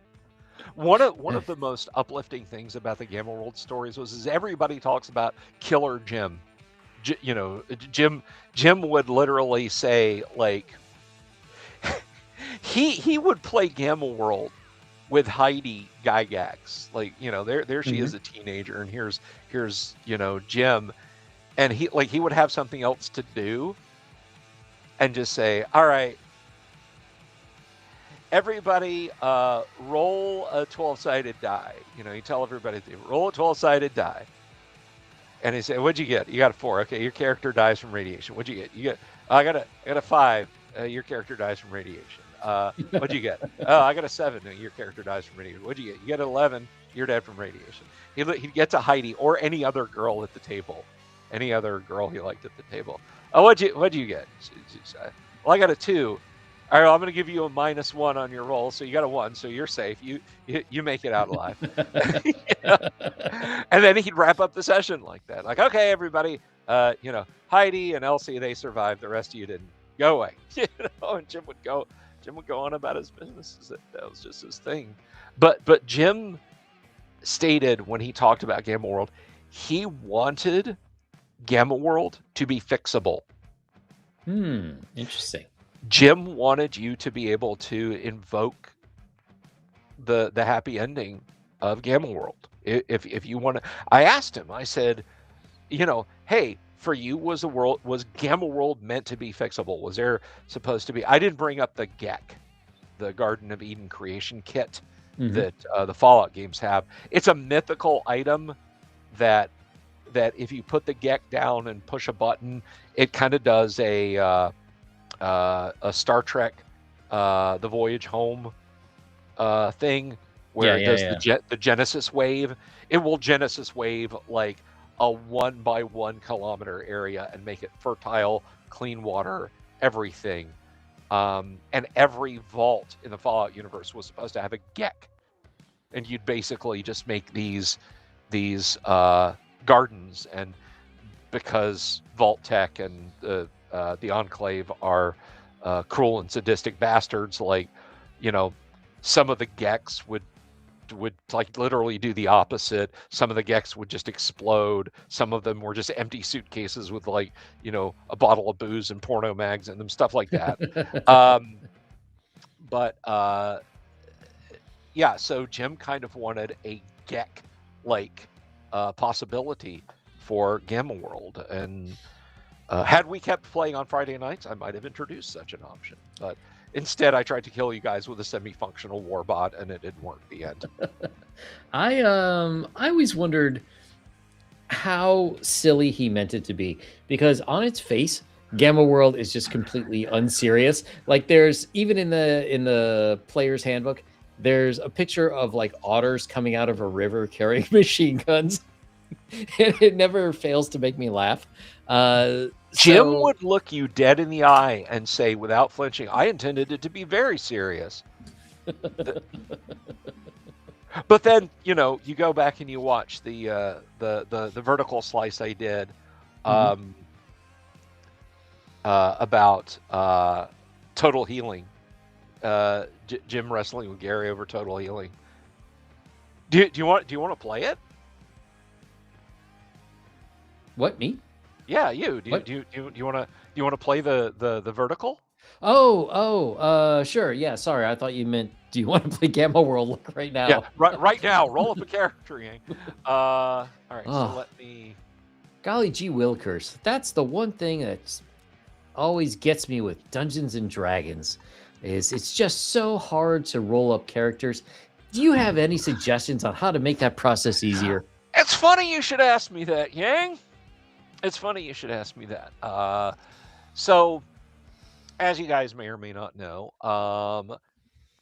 creating a character in first edition AD&D is probably one of the simple character creation methods out there, and yet to have a finely tuned character equipped the way you want them, the stats arranged the way you like them, it can be a little difficult. And if you're at a convention, if you're getting ready to go to a game, if you've got a player at your table whose character dies, if you've got an important NPC you want to bring in right at that minute, stopping, pumping the brakes to roll up a character or taking the time before your event to create a character can be a bit of a bugbear.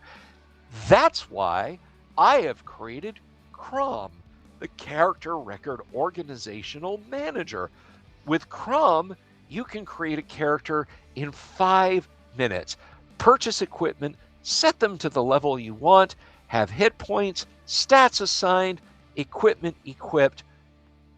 And not only that, Yang, You can level those characters up. You can drain XP. You can age them. You can add you can add to their stats. You can subtract from their stats. You can sell gems and jewelry out of their inventories.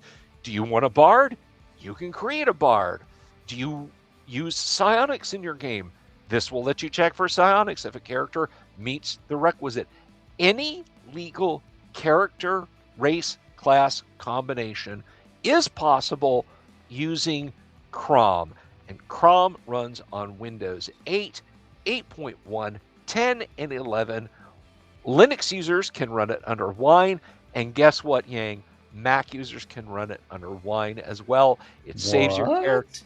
Absolutely, it saves your characters as HTML or as text. It is a fantastic little program, and I was more than happy to create such a beast. And it is it's one of my prides and joys, and it can be yours if you haven't bought it for just $25 US. $25 redos. You reach out to me, email bsylvia@gmail.com, and I will hook you up with a copy. Interesting. So you should absolutely check that out. I am looking for, let me see here, Yang.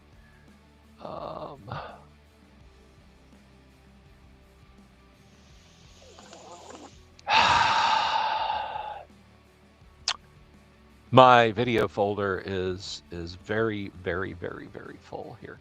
Actually, you know what? While that's doing that, and I'm looking up the Jim Ward thing, let me look over here.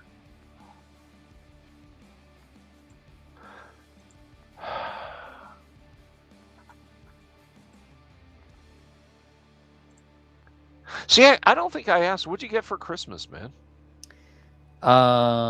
Well, it's great that you ask.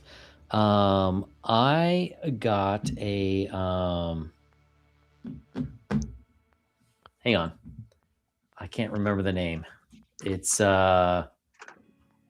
is a, what? Sweatpants. I didn't get sweatpants.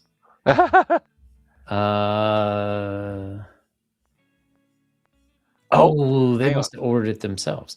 I got a air blaster that you it's basically like another drain spout that you hook onto your water heater, and you blast some air in there to get rid of debris. That breaks up the debris, so you can when you drain your water heater.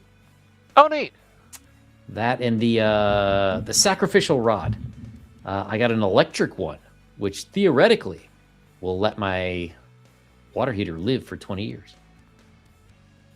Oh, dude, that's great. That is fantastic.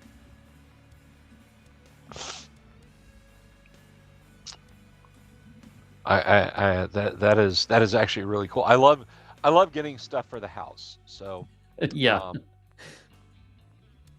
Mute my audio for just a second, if you would, Yang, and let me make sure this is the right clip, because I don't want to. Sure. You are muted. If anyone else wants to know, I also got some diamond blocks so I can sharpen my knives and chisels.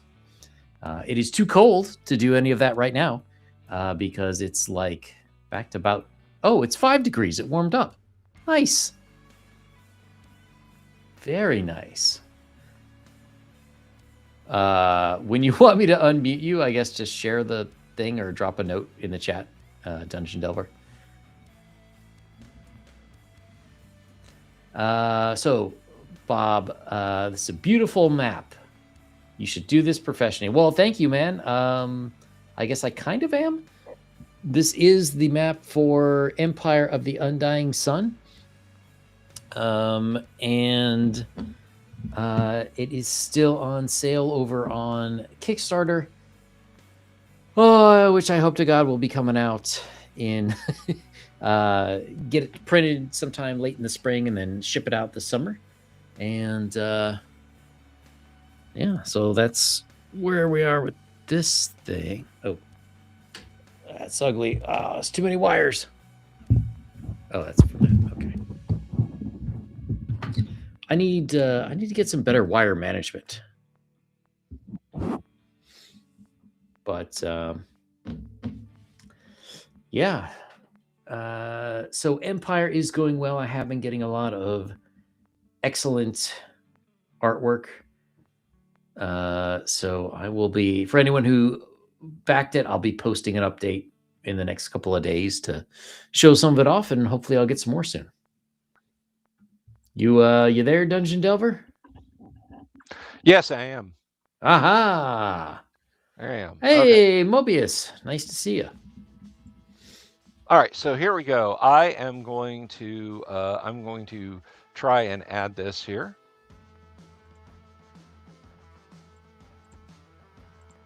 All right, so it's up, and you let me know when it's ready to go. All right. It is up. Hopefully the audio will hear this. So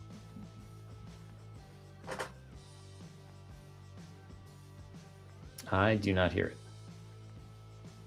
Maybe let me pause this music here.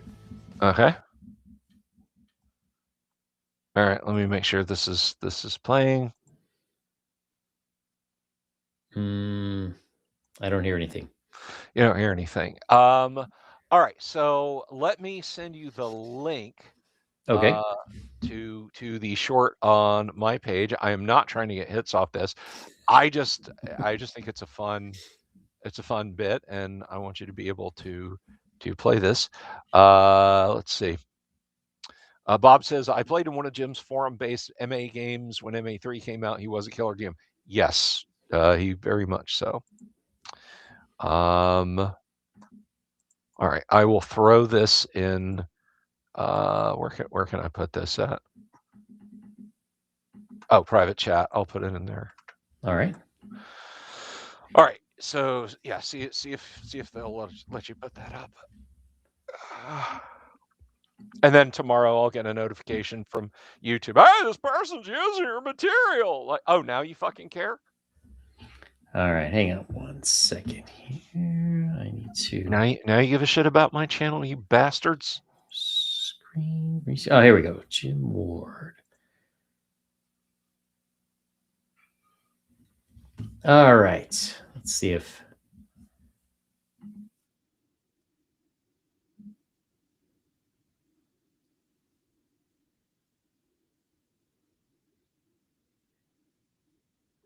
Well, I can't hear it. Can you?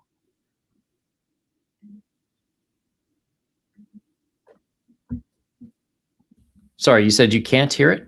I can't hear it. I don't know if the audience can. I don't know if the audience can. Can you guys hear Jim when I was playing the clip?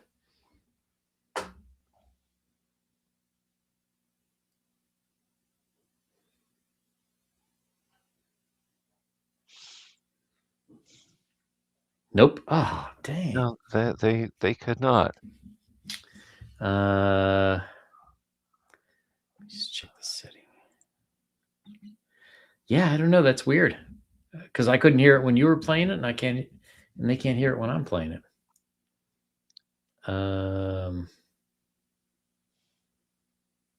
Well, sorry guys. I don't know. I don't know how to fix that tonight. But yeah, okay. So I do have to say, if I had to pick nits about the whole Gamma World thing, as a player, the healing in Gamma World was perhaps the most frustrating of all things. Yeah, the one point, if you can rest someplace safe and maybe you can get some of that plant powder, or you can get a medical kit that only works on pure strain humans and may or may not function. Yeah. That's the issue to me. And even if you do find a place to rest, if you're rolling for random encounters for the day, like it's almost impossible. Like I had I had Sam who had photosynthesis, so he was getting I think 4 hit points back a day. Yeah. But even then, like even if he's resting, the rest of the party gets in trouble. So he's got to stop resting and go help him out. And it's like, oh, it just made it just made it tough. Especially if you're not a pure string human.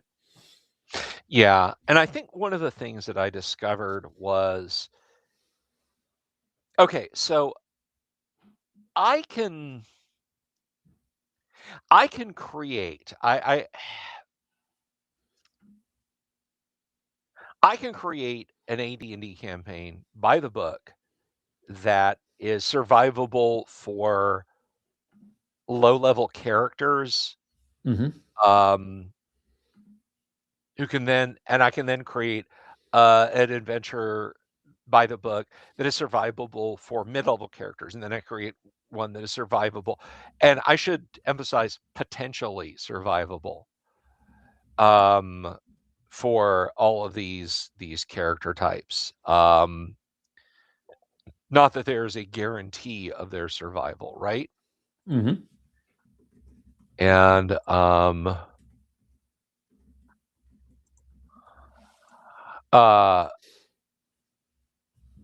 but here's the here's the thing. Here's the thing. Gamma World really doesn't let Gamma World's just like, hey, if you're searching in this area, there's a chance a herp's going to show up, and it will spit 15 die 6 dissolving acid at your character. And if you Yeah. have a character with a mutation like like low pain tolerance, Yeah. they die, they melt. It doesn't matter what you, it just like they're done. Roll up another character. As it's written, as sandboxy fun as it is, Golden Gamma World's not survivable.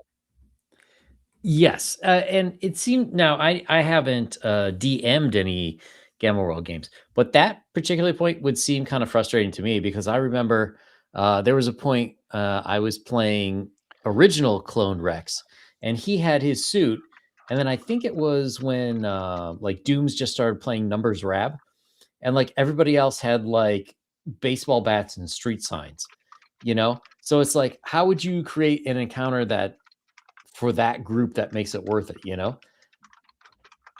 Yeah.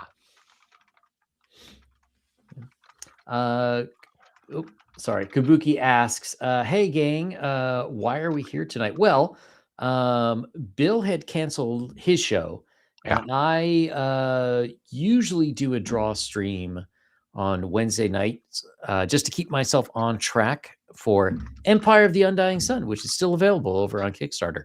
And then Yang invited me on, and I proceeded to not let him get any work done for 2 hours. What are you talking about? I did a lot of work. I know. But sorry, you were saying. Yeah, no, it doesn't have legs, dude. It's I liked it, but I mean, you guys were a revolving door of characters, and I have Yeah. to say, Safi, if you're out there listening, hun, there is no healer class. There is no, I'm gonna be a healer. No, you're gonna be a charred lump of weeping flesh. It just because you're carrying a med kit and some perth powder around does not make you a healer. You are no different than Numbers Rab. You are no different than what was your communist cat? Oh, Blue October. Blue October. You're not. You're He just was an greatest of party members. yeah.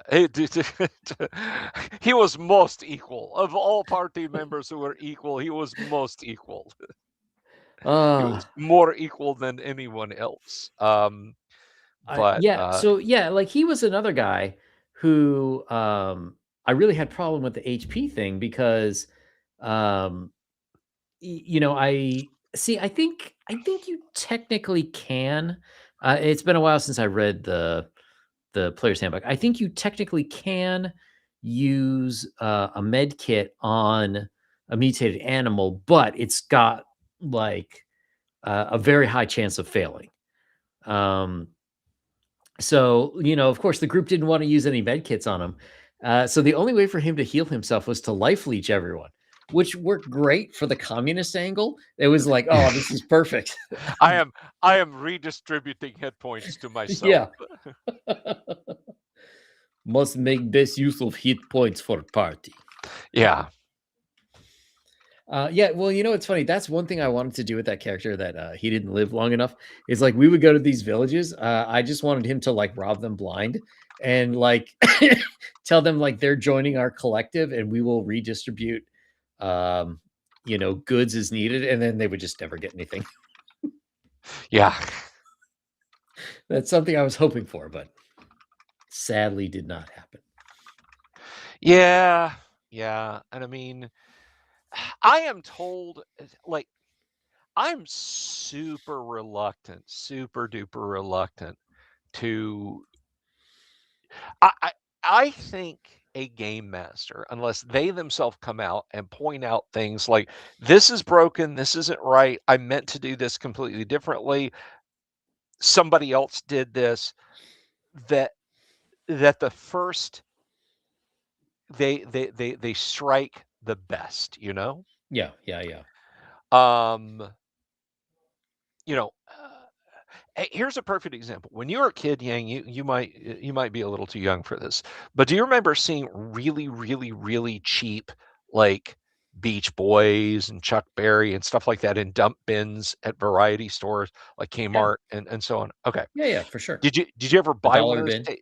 Yeah, you ever buy one of those tapes, go home, listen to it, and you're like, this is that singer, but this is not the the 1960 version of Good Golly Miss Molly. This is not the original version of Little Surfer Girl. It sounds weird. The artists would often go back and re-record stuff for new labels. Yeah. They owned the songs, but the original recordings were owned by BMI or ASCAP and that sort of thing. And if the money's not exactly flowing in for you, you do what you must. And so you ended up with those terrible re-recordings. I kind of view game masters coming back with another edition and another edition and another edition as much the same thing. Probably. But with regard to Gamma World, it may literally be a case of, we went back to our first recording and remastered it because honestly, the first recording was terrible. So I kind of wish we had jumped into 2E because things like You wouldn't have liked that. I would not have liked 2E. No, because in 2E you can play mutated plants, and I wanted to play a mutated tree that just went around saying, "I am fruit." So I'm glad that didn't happen because you would have gotten tired of me killing that character over and over again. I am fruit. Certainly are. So anyway, but you were saying, so why 2E? Did he sort of fix up a lot of the stuff? Yeah, there were a lot of fixes in 2E, so it wasn't like, we step out of our village. Okay, you guys are in desert. Let me roll. Okay, you walk into a patch of weeds. It is it's that grass that sucks everybody in. It has like 20 hit dice, so it's automatically hitting you guys at armor class 7. Die. Yeah. All right, roll up new characters, everyone. Take care, Kabuki. Yeah. Oh, I'm making a heart sign with my hands, and I don't have a camera. I don't have a camera up. Whoops. And the thing is, if you also play D&D 1E, the contrast, especially for the healing thing, really sticks out because there are so many potential sources of healing in D&D. Yeah. Like, I'm not upset about the only getting 1 hit point back per night thing. Yeah. I mean, if I had ever run a Gamma World 1E crossover for us on Friday nights, Gamma World maps onto AD&D 1E perfectly. So a 20th level I mean, literally, I'm not just picking some zany high level number. A 20th level fighter in AD&D with average hit points is gonna go down against a couple of villagers armed with Mark V blasters. Yeah. He's going to get deleted on pre-DQ. Because again, the hit points map 1-to-1, and Mark V blasters do obscene amounts of damage every shot. And anybody can use, like, anybody may have one. Now, I Mhm. mean, they could also have clubs and street sign shields, and the level 1 fighter just goes over and starts hacking on him. But then you start considering physical mutations. Quick, Zardo, use your radiated eyes on him. Blah, and your high Yep. level fighter is pudding. But the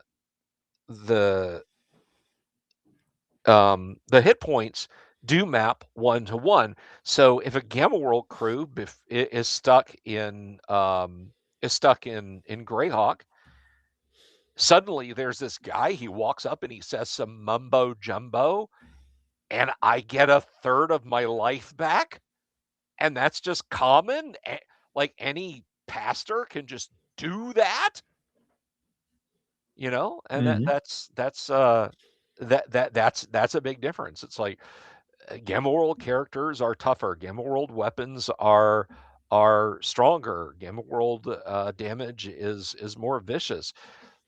AD&D healing is much more replete. Yes.